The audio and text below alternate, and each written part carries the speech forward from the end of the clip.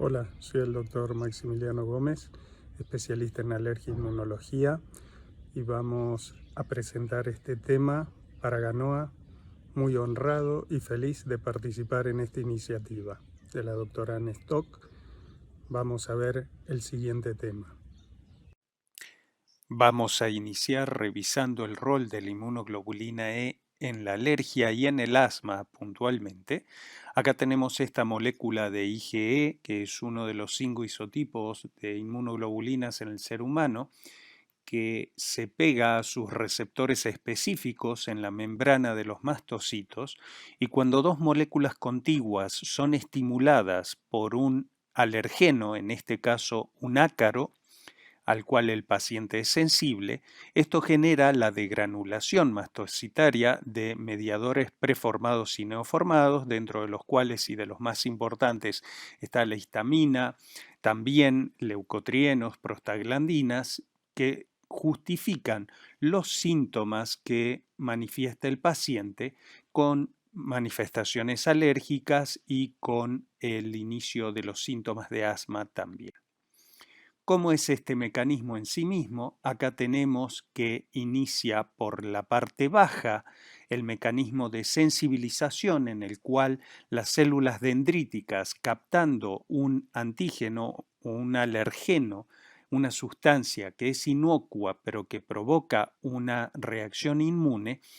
es captada y es presentada por estas células dendríticas, que son células presentadoras de antígenos profesionales a nivel de los ganglios, interactúan con los linfocitos T cooperadores, y estos a su vez interactúan con los linfocitos B, que se convierten en células plasmáticas productoras de la inmunoglobulina E específica para ese alergeno. En ese aspecto, luego vemos de que la respuesta alérgica en sí mismo se manifiesta con estas inmunoglobulina E ya en el epitelio, y al ponerse en contacto con el antígeno en una nueva exposición, es que genera casualmente la reacción que describíamos previamente. Todo esto facilitado, como ven acá en la parte derecha, en la tercera parte de este gráfico, por el daño epitelial que sufre el epitelio en los mecanismos inflamatorios crónicos, como puede ser el epitelio bronquial en el asma. Y acá tenemos la posibilidad de que el alergeno, al entrar en contacto con dos moléculas de inmunoglobulina E, genere este puenteo y la degranulación mastocitaria con todos los síntomas que ya conocemos. Tenemos además de que la mayoría de los pacientes asmáticos tienen antecedentes de alergia. Acá vemos que aproximadamente el 80-90% de los niños y al menos la mitad de los adultos presentan un antecedente concomitante, una comorbilidad de alergia, como es la rinitis alérgica. Por tanto, cuando tenemos un paciente con rinitis alérgica y asma, no nos caben dudas que clínicamente este paciente pertenece a un fenotipo alérgico. Acá vemos los diferentes tipos o cómo intentamos diferenciar los fenotipos de asma, y vemos de que los que tienen un inicio temprano del asma con antecedentes de atopía concomitantes son casualmente la mayoría de estos pacientes. ¿Cómo hacemos para identificar a estos pacientes? Lo primero que tenemos a mano en nuestro medio es la posibilidad de los test cutáneos. El prick test, que es esta posibilidad de colocar un extracto alergénico sobre la piel del paciente y con una mínima punción poder reproducir una pápula. Esto es reproducir el fenómeno que estuvimos mostrando inicialmente, con el cual ponemos en contacto inmediatamente por debajo de la piel a ese alergeno, a ese antígeno que es capaz de generar la degranulación del mastocito, y reproducir esta pápula, que es absolutamente visible. Es un método no cruento, se puede hacer en niños, se puede hacer en cualquier edad, siempre se considera caso por caso en los niños por debajo de los 3 a 5 años y en los adultos mayores por la reactividad de su piel y por condiciones concomitantes que pudieran interferir en este estudio. Pero la realidad es que es un método de estudio muy práctico, no es cruento y los resultados los tenemos entre los 15 y los 20 minutos. Antiguamente nos manejábamos mucho más con las intradermoreacciones, que es reproducir esto pero inyectando el antígeno debajo de la piel. Y la realidad es que este tipo de método se deja seleccionado para situaciones muy particulares porque puede generar reacciones un poco más severas.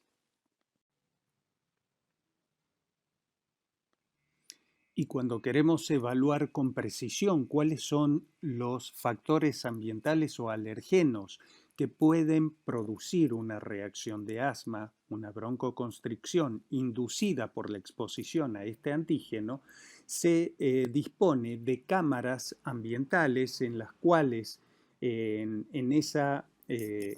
situación en la cual el paciente está solamente expuesto a un medio controlado, donde tiene partículas aerosolizadas del alergeno que estamos investigando, y poder reproducir y cuantificar ese componente, el rol que tiene para provocar y para desencadenar los síntomas del paciente. Sin embargo, tenemos que considerar que esto se utiliza hoy exclusivamente a nivel de investigación y en algunos lugares seleccionados porque se debe disponer de toda la infraestructura necesaria para poder tratar y manejar una broncoconstricción inducida casualmente por esta exposición. Podemos, para evitar exponer al paciente a cualquiera de los métodos anteriores, podemos acudir a los test in vitro. Y acá estamos viendo lo que es el famoso RAST, que esto ya tiene sus años y que va cayendo en desuso por la cuestión de utilizar elementos radioactivos. Esto tiene que ser hecho en laboratorios absolutamente autorizados por la cuestión de radioactividad. Y acá vemos que tenemos una IgE radiomarcada que se une puntualmente a la IgE del paciente cuando esa IgE del paciente reconoce específicamente y se une al antígeno que está en la superficie del recipiente donde estamos haciendo la medición y la evaluación.